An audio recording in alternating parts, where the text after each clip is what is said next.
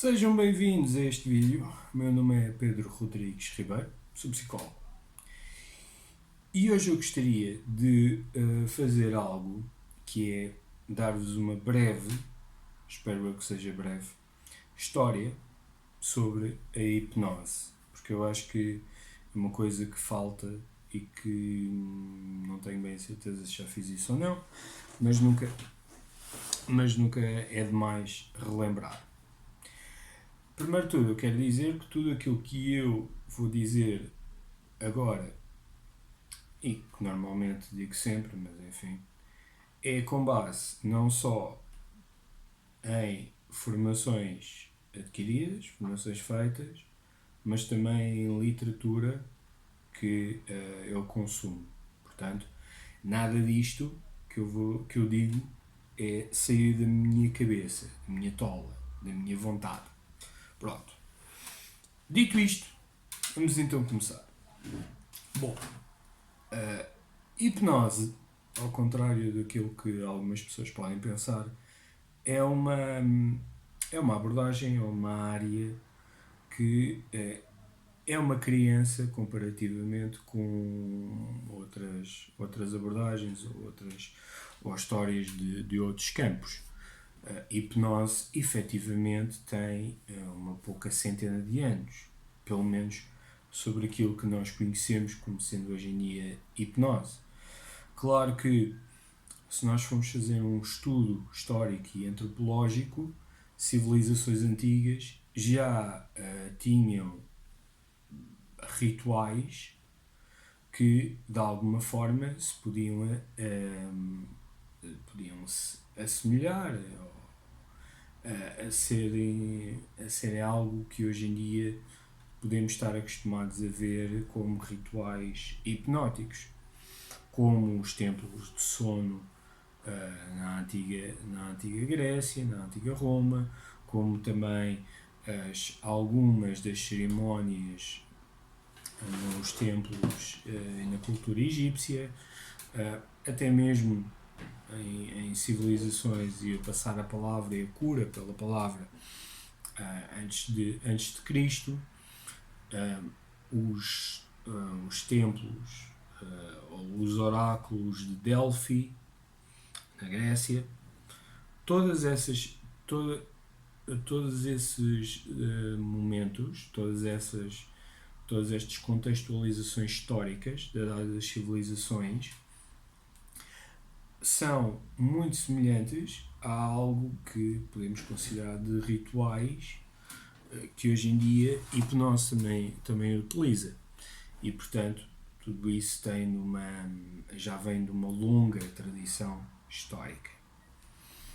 Até que chegamos a um ponto século XIX, salvo erro, XVIII, XIX, em que a primeira referência, primo mais afastado de hipnose, surgiu pelas mãos no médico austríaco, ou era alemão, já não me lembro, acho que era austríaco, chamado Franz Anton Mesmer.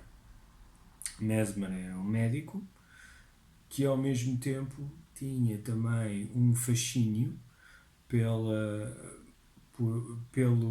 atração, pelas forças gravitacionais, a influência que a Lua detinha sobre animais, sobre objetos, as questões de forças gravitacionais, até mesmo nas influências das marés, não só impulsionado por pessoas que o orientaram, mas também os seus próprios trabalhos de doutoramento foram nesse contexto, e Mesmer depois elaborou a concepção daquilo que se chama magnetismo animal, portanto, uma força magnética que tinha a capacidade de influenciar o comportamento de seres, neste caso primeiro os animais, e depois Mesmer começou a perceber que essa força também influenciava pessoas. Em primeira mão, essa transmissão magnética era através de elementos condutores, portanto, isto é o eletromagnetismo, mas com o passar do tempo, Mesmer começou a perceber que essa força magnética também podia ser transmitida através dos dedos da pessoa, mas que na altura ele considerava que só aqueles mais inteligentes é que conseguiriam, de alguma forma, passar essa energia. E então, utilizando essa concepção e passes,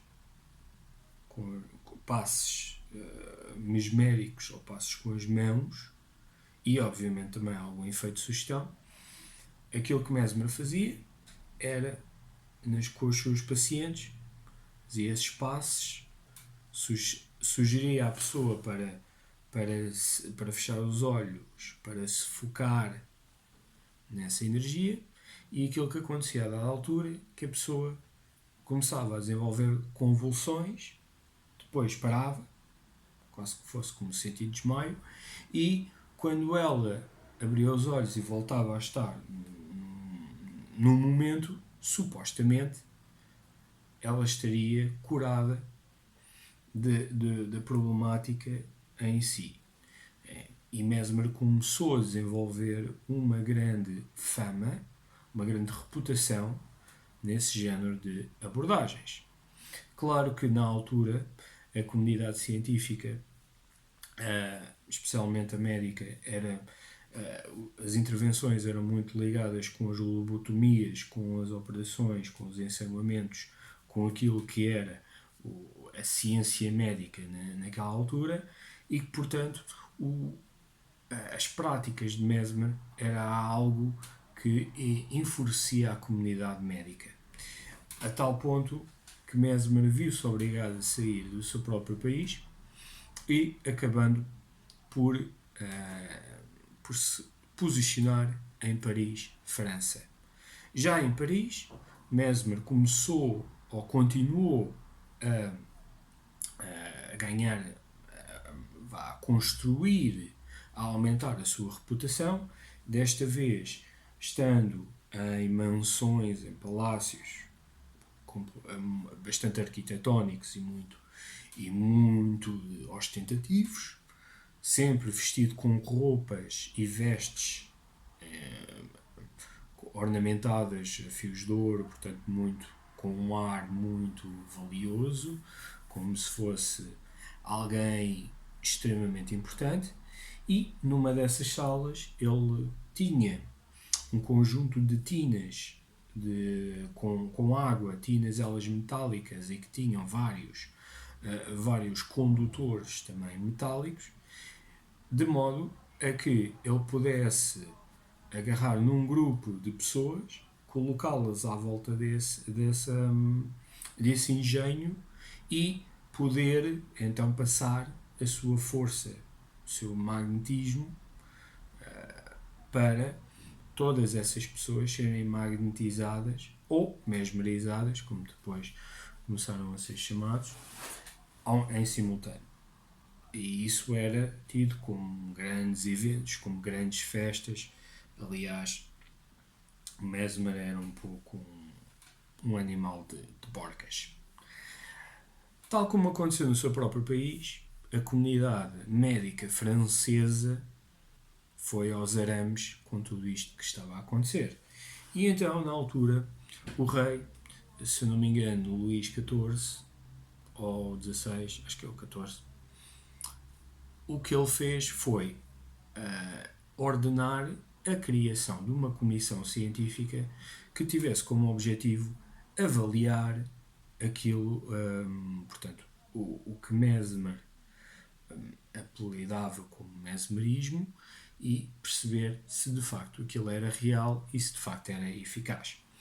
Essa comissão ficou muito popular, ficou marcada na história, não só por ser a primeira tentativa de desmistificar uma abordagem mente-corpo que era bastante diferente daquilo que era a medicina tradicional, mas também pelas pessoas que a compunham. O presidente dessa comissão era o senhor chamado Benjamin Franklin, que era na altura embaixador dos Estados Unidos em França, e o futuro presidente dos Estados Unidos, o Sr. Lavoisier, também muito conhecido, o Sr. Guillotin, o inventor da guilhotina, esse magnífico engenho de tortura e de morte, entre outros. Portanto, pessoas que marcaram a sua posição na história. Acarrando aquilo que é o autêntico método científico, aquilo que essa comissão fez foi, com um grupo de pessoas, dizia abertamente que aquilo que estava a acontecer era mesmerismo, com outro grupo de pessoas não lhes dizia absolutamente nada. E então aquilo que eles constataram era que todas aquelas pessoas que tinham a expectativa que aquilo que estava a acontecer era o mesmerismo, acabavam por demonstrar os mesmos comportamentos que Mesmer relatava que acontecia nas suas sessões. Com os outros, nada acontecia. No final desses trabalhos, a Comissão elaborou um extenso relatório a desmistificar e a arrasar por completo o mesmerismo, sendo que um ponto bastante relevante era o efeito da sugestão, que já na altura é uma coisa que é bastante prevalente. Mesmer acabou por ser exilado, caiu em desgraça, voltou para o seu país de origem, onde acabou por morrer sozinho. No entanto, o seu contributo continuou a ser impactante, até mesmo em França, em que muitos continuaram a seguir o caminho do mesmerismo. O mais conhecido será o Marquês de Lavoisier, o Marquês que depois acabou por contribuir para a divulgação e para o aumento do mesmerismo, desta vez com o conceito do sonambulismo, quando a da altura o Marquês magnetizou uma árvore de modo a que outras pessoas pessoas do povo conseguissem ter acesso aos benefícios do mesmerismo, magnetizou uma árvore e a dada altura um indivíduo que na altura não se percebia que era alguém com dificuldades cognitivas, aproximou-se dessa árvore e ao tocar ele caiu para o lado como se estivesse a adormecer, como se estivesse desmaiado ou adormecido e começou a entrar num estado de sono profundo, quase até sonambúlico. Quem viu aquilo ficou bastante espantado e cada vez que depois alguém tocava na árvore, por modelagem, por imitação, por sugestão, fazia exatamente o mesmo. Portanto, daí que havia um conceito de sonambulismo, um estado profundo que se entrava.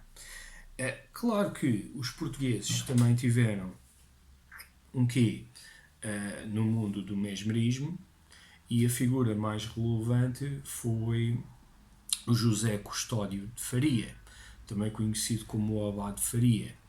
O Abade de Faria é uma personagem histórica, ao qual também foi uma inspiração no Conde de Monte Cristo, de Alexandre Dumas. Perdoem-me o meu francês impecável. O Abade era filho de portugueses, imigrantes. Ele nasceu em Goa, na Índia, onde até mesmo neste momento ainda existe uma estátua em memória ou como representação da importância do Abade Faria. Ele era um missionário e também era uma pessoa que tinha muitos dos seus interesses nestas abordagens. Especula-se que antes de ele, que enquanto ele ainda estava em Goa, na Índia, ele começou já a adquirir o gosto, um treino, os conhecimentos e uma aplicação no mesmerismo. No entanto, aonde de facto ele se desenvolveu foi quando ele, no seu trabalho missionário, acabou por ir para Paris e tornou-se muito próximo do Marquês de Poitiers, e junto do Marquês ele então aprofundou os seus conhecimentos no mesmerismo, e ele próprio tinha uma forma muito peculiar de induzir esses estados por choque, em que ele gritava a palavra durma em voz alta. Algumas pessoas primeiro ficavam assustadas ou estarteladas ou em choque, e depois acabavam por fechar os olhos e quinavam para o lado, e aí era um sucesso tremendo. Outros não entravam, e então o abade considerava que essas pessoas não podiam ser hipnotizáveis. No entanto, na altura, o abade também compreendia o papel do contexto, da sugestão, das expectativas, e foi uma figura não só importante no campo do mesmerismo e depois na evolução da hipnose, mas também no próprio campo da psicoterapia. Mas isso é uma história para daqui a pouco. O mesmerismo continua a ser uma prática usada por alguns elementos da sociedade, e mesmo por elementos, por aqueles que atuavam em feiras e entretenimentos.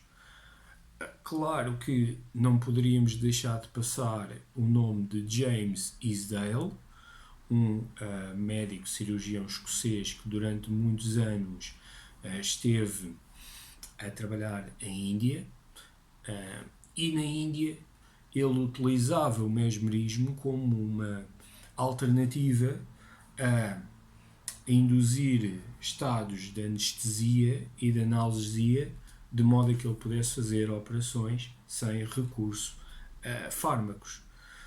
Eram procedimentos que duravam imensas horas de preparação, 8 a 9 horas, não só por ele, mas também pelos seus auxiliares. Depois, no final, ele fazia essas operações, e algumas implicavam amputações, operações neurocirurgias, tudo desde o mais simples até ao mais complexo, sem recurso à anestesia, e os resultados implicavam que as pessoas recuperavam muito mais rapidamente e sem grandes hemorragias, sem grandes perdas de sangue. Isdale tornou-se uma figura muito reconhecida. No entanto, quando ele regressou à Escócia e ao Reino Unido, com o resultado das suas experiências, do seu trabalho, ele foi incapaz de reproduzir os mesmos efeitos, os mesmos benefícios lá. Há pessoas que dizem que o contexto teve muito a ver com a eficácia de Isdale na Índia. Outras pessoas diziam que a própria relutância e o próprio contra da comunidade médica britânica do Reino Unido também não ajudou ao facto de o mesmerismo poder ser uma prática utilizada como procedimento cirúrgico, procedimento médico. O grande nome que chegou, que transformou naquilo que hoje em dia nós conhecemos como hipnose, foi James Braid. James Braid, de novo, médico escocês, de especialidade oftalmológica, que enquanto jovem ele assistiu a várias demonstrações de mesmerismo num contexto de feira, portanto num contexto de entretenimento, e ele sempre achou que aquilo era uma farsa, que aquilo era uma combinação, que aquilo não poderia ser verdade. E a dada altura ele conseguiu que um mesmerista, que um atuante de feiras, proporcionasse uma sessão particular. E então, com esse artista e depois com outra pessoa, o artista mesmerizou um voluntário ao qual depois permitiu que James Braid observasse, e aquilo que Braid de facto constatou é que havia alterações cognitivas e fisiológicas na pessoa, nomeadamente nas reações oculares, os movimentos das pálpebras e aquilo que acontecia nos olhos, enquanto a pessoa estava mesmerizada e de olhos fechados, e a própria responsividade automática e um tanto ou quanto per modificação de sensações também era algo que era factual e que a pessoa não estava a fingir. Claro que a explicação de Braid para esses fenómenos era que a pessoa não estava mais do que num estado focado de atenção, numa ideia, num objeto, numa sensação, seja ela qual for. E esse estado focado numa única ideia, num único conceito, foi aquilo que Braid chamou de monodeísmo. E que a partir daí ele conseguiu desenvolver formas de induzir ou de facilitar a indução dessas pessoas nesse estado, algo que ainda hoje é muito conhecido como as induções por fixação ocular, e a partir daí obter resultados ainda mais profundos do que com o mesmerismo.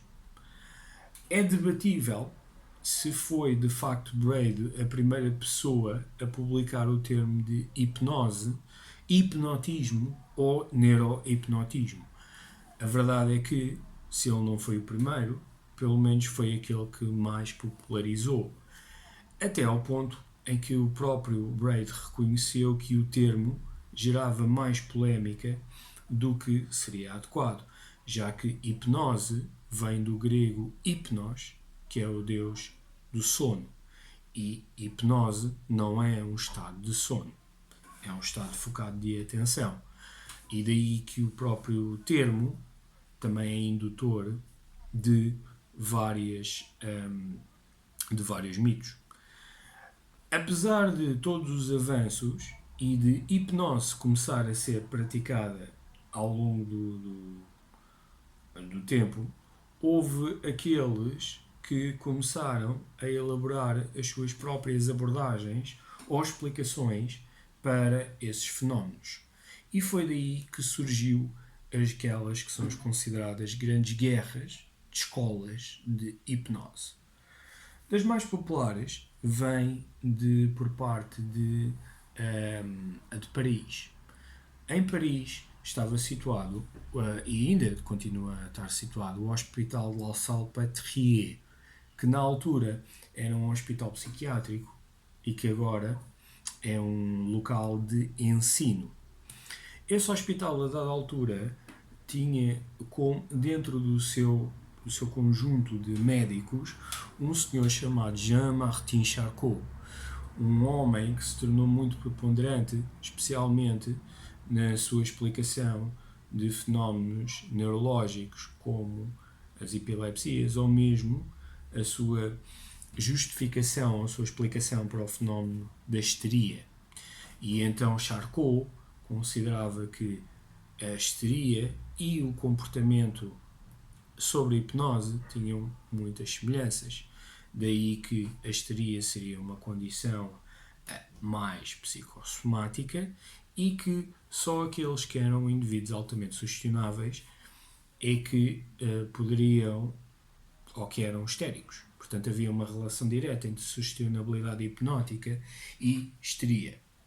Charcot popularizou isso nas suas reuniões, nos seus ajuntamentos médicos, onde ele falava muito sobre essa opção e fazia amplas demonstrações, ao qual ele fazia reverter sintomas histéricos por parte dos pacientes e criava fenómenos histéricos noutros que não tinham histeria ou que não tinham aqueles comportamentos. Claro que a história veio a demonstrar que tudo isso não era cientificamente correto, já que havia ali muita preparação e muito efeito de desejabilidade por parte dos próprios pacientes, porque eles obtinham benefícios em serem elementos de demonstração. Não obstante, esse contributo, essa alteração essa preponderação de hipnose como uma alteração do estado de consciência veio a gerar aquilo que são conhecidas como as teorias do estado. Portanto, hipnose como um estado alterado ou modificado de consciência. Entre eles, claro, um grande preponderante que também foi seu seguidor, mas depois diversificou, Pierre Janet. Não obstante, talvez a figura que mais retirou de Charcot e que depois mais popularizou foi o nosso grande conhecido Sigmund Freud, ou, como ele também haveria de ser reconhecido depois no futuro, Sigmund Freud. Na altura, médico, sempre foi médico, e que foi para o Hospital de Salpêtrière como uma bolsa de estudo para poder aprender e ser impulsionado por Charcot. Freud ficou tão abismado e foi tão influenciado por Charcot, quer em termos do seu comportamento, quer em termos do seu trabalho, que ele próprio fez de tudo para traduzir o trabalho de Charcot noutras línguas. E foi daí que ele aprendeu ou desenvolveu os seus conhecimentos de hipnose. Ao mesmo tempo, em Nancy havia um conjunto de psiquiatras e de médicos, na altura médicos, porque a psiquiatria ainda era uma disciplina da medicina que estava a surgir, mas um conjunto de médicos que tinham uma visão completamente diferente da hipnose. Nesse caso, Antoine Libidinot, que era alguém que defendia que hipnose não é um estado alterado de consciência, mas sim um estado focado de atenção, que era impulsionado por sugestão. Portanto, as pessoas respondiam por intermédio de sugestão e de fenómenos cognitivos e também sociais. Daí que depois, mais tarde, nas teorias do não-estado, se começou a inserir ou também chamar como as perspectivas sociocognitivas. Quem ajudou também a impulsionar essa perspectiva foi uma pessoa que primeiro foi aluno dele e depois se tornou colega, um homem muito importante no campo da hipnose e também no campo da psicoterapia, Hippolyte Bernheim, que na altura foi à procura do Libidinot porque ele percebeu que esta pessoa conseguia ter resultados com uma abordagem, resultados que ele não estava a conseguir obter na sua prática. E ele trabalhou muito com o Libidinot e a impulsionar esta perspectiva de não-estado, do efeito da sugestão. A dada altura, Bernheim solicitou à pessoa que até nem sequer fechasse os seus olhos, que falasse, que desse feedback, que respondesse verbalmente até às sugestões, à medida que ele iria fazendo-as, e isso então tornou-se um dos grandes alicerces daquilo que é a psicoterapia como hoje em dia nós conhecemos. Sendo que naquela altura ainda não existia psicoterapia por si, mas sim as intervenções mente-corpo e, na altura, também outras intervenções de medicina. Agora, como é que esta abordagem também depois foi reconhecida e inserida no modelo psicoterapêutico? Isso também se deveu a Freud, que a dada altura também ficou fascinado pelo trabalho de Bernheim e encontrou-se com ele para aprender e até mesmo também para traduzir as suas obras. A influência de Bernheim foi de tal forma que um dos seus filhos tinha o nome de Hippolyte, em honra de Bernheim. Freud depois acabou por regressar a Viena, ao qual ele começou a estipular as suas ideias e as suas noções daquilo que havia de ser a psicanálise. Antes disso, a sua colaboração com também um dos pais da psicanálise, muito excluído às vezes da história da psicoterapia e da psicanálise, Joseph Breuer, também ele próprio uma pessoa que utilizava hipnose para fins de intervenção terapêuticos. E durante muito tempo, antes até da conceptualização teórica da psicanálise, tanto Freud como Breuer utilizavam a hipnose como recurso. Só que a dada altura, Freud, que diga-se de passagem não tinha muito talento para hipnotizar pessoas, desenvolveu receios face à hipnose, no sentido em que houve algumas experiências que ele tinha contra-transferenciais de muita proximidade com os seus elementos femininos, e isso de alguma forma assustou Freud, ao mesmo tempo em que ele começou a conceptualizar a hipnose como sendo um estado que aumentava a contra-transferência, especialmente no sentido erótico. Então, ele começou a desenvolver outros métodos de ir buscar aceder ao material inconsciente de uma forma que não hipnose. Daí a associação livre de ideias, a interpretação dos sonhos, etc.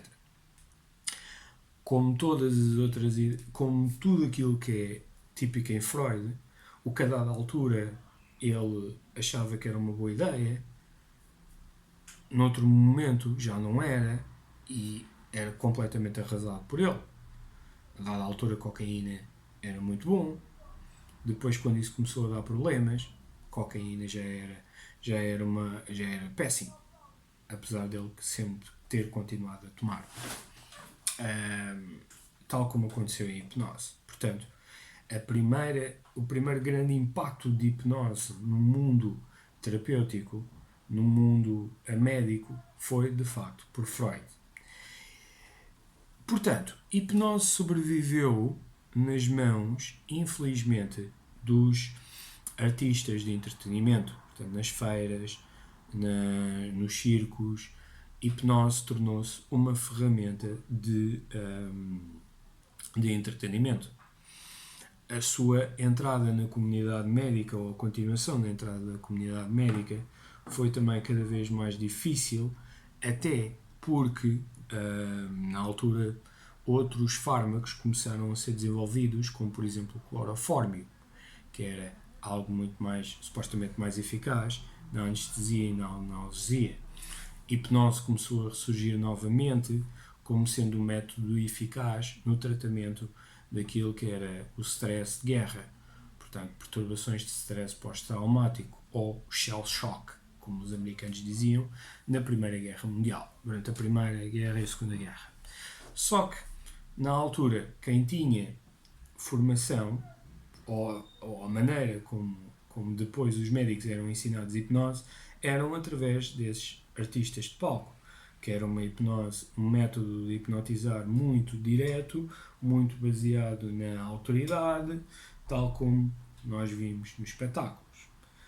Claro que a entrada de hipnose no mundo da psicologia e no mundo da investigação muito deveu-se a um behaviorista chamado Clark Hall, que foi o primeiro que escreveu, que fez as primeiras investigações científicas no campo da hipnose e que desenvolveu os primeiros livros e os primeiros manuais técnicos de investigação credível. E uma das pessoas que assistiu às formações de Hall, às explicações de Hall sobre a hipnose, foi Milton Erickson. Milton Erickson era um médico psiquiatra norte-americano, viveu durante muitos anos em Phoenix e, influenciado por Hall, pelas suas experiências pessoais também, pela sua história de vida, e discordando com algumas das suas ideias, Milton Erickson desenvolveu uma forma adequada a si de fazer hipnose. E Erickson foi considerado o pai da hipnose moderna, porque a partir daí, especialmente pelos trabalhos de Jay Haley, que impulsionaram os métodos terapêuticos de Erickson, toda a gente depois começou a ver a hipnose a voltar às luzes da ribalta, por assim dizer, a um reconhecimento mais terapêutico por intermédio de Milton Erickson, aquilo que hoje em dia é conhecido como a abordagem ericksoniana à psicoterapia e à hipnose, ou a vulga hipnose ericksoniana, porque eu já falei, já distingui os modelos, portanto não vou fazer, são questões diferentes. Isso significa que a hipnose parou num contexto científico? Claro que não. A partir dos anos 60 foram desenvolvidas escalas de sustentabilidade hipnótica, a mais conhecida e ainda hoje em dia considerada a gold standard para todas as escalas de sustentabilidade hipnótica, a escala de Stanford, criada por Ernest Hilgard e André Müller-Whitesnoffer, clínicos e investigadores. Existe a forma A, B e C, são escalas de aplicação individuais de todos os fenómenos hipnóticos e, lá está, são escalas que foram a base para o desenvolvimento de todas as outras, inclusive escalas de grupo. Portanto, enquanto que a escala de Stanford é individual, outras, como por exemplo a de Harvard Group Scale, é para grupos. Também foram desenvolvidos outros protocolos, como o HIP, o Hypnotic Induction Profile, de Spiegel e Spiegel, os treinos da Universidade de Carleton, por parte de Nicholas Spanos e Chaves, e quase toda a investigação foi desenvolvida numa componente sociocognitiva, numa componente depois cognitivo ou comportamental. Portanto, hipnose tornou-se um elemento de coadjuvante à psicoterapia, muito impulsionada pelo trabalho científico destes clínicos e destes investigadores, que ainda hoje continua. Hipnose continua a ser uma abordagem validada para a intervenção na dor. A dada altura, a Task Force da APA de Chambliss e Holland validaram a hipnose como sendo eficaz e provavelmente eficaz para algumas perturbações do humor, como depressão, ansiedade, questão da gestão da dor, síndromes mais psicossomáticos, como síndrome do cólon irritável, etc. Foram desenvolvidas várias associações internacionais dedicadas à formação de hipnose, como a ASH, como International Society of Hypnosis, como a European Society of Hypnosis. Foram desenvolvidos também revistas científicas académicas no campo da hipnose, como o International Journal of Clinical Hypnosis, várias edições por parte da APA, American Psychological Association, e dentro das suas divisões surgiu a divisão 30 da APA, que hoje em dia é conhecida como a Society of Psychological Hypnosis, que ao longo do tempo teve várias definições e várias task forces para englobar diferentes conceitos, diferentes teorias de hipnose. Este vídeo já está muito prolongado, haveria ainda mais para dizer, mas eu acho que aqui já tem um bom resumo daquilo que é a história da hipnose em si. Só queria deixar uma coisa clara, que é a associação de hipnose à psicoterapia.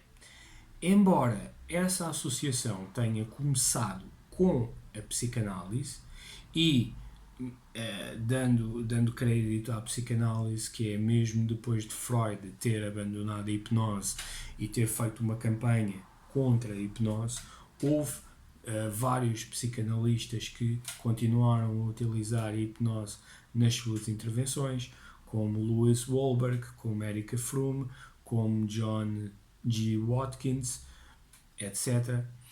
Apesar do início da história da hipnose em contexto terapêutico ter sido associada à psicanálise, hipnose não é de todo uma abordagem psicanalista ou psicanalítica.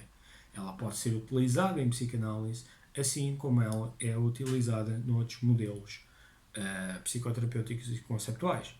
Aliás, se nós formos por aí, o primeiro, ou aquilo que é considerado o início da psicoterapia em si, foi pela psicanálise. E hoje em dia, quem aplica terapia cognitivo ou comportamental, quem aplica terapia centrada no cliente, quem aplica terapia comportamental, quem aplica terapia cognitiva, quem aplica terapia focada nas emoções, terapia dialética ou comportamental, etc., está a fazer psicoterapia. Portanto, psicanálise, embora tenha surgido quando psicoterapia iniciou, não é a única forma de fazer psicoterapia. Assim como hipnose, que no campo médico começou a ser, surgiu por associação à psicanálise, não é de todo a única forma, ou a única, ou psicanálise não é o único modelo que pode e que incorpora hipnose. Aliás, a investigação científica é feita toda com teorias e com pressupostos sociocognitivos e geralmente é sempre terapia cognitiva ou comportamental mais hipnose versus terapia cognitiva ou comportamental só versus um grupo sem qualquer intervenção. Portanto, quando se quer estudar hipnose no contexto científico e associado ao mundo da psicoterapia, as intervenções aos quais são associadas com a hipnose são sempre intervenções cognitivo-comportamentais, experienciais, etc. Psicanálise, enfim, não é muito utilizado como elemento de investigação. Portanto, dizer que hipnose é uma abordagem psicanalítica é uma falácia. Lamento.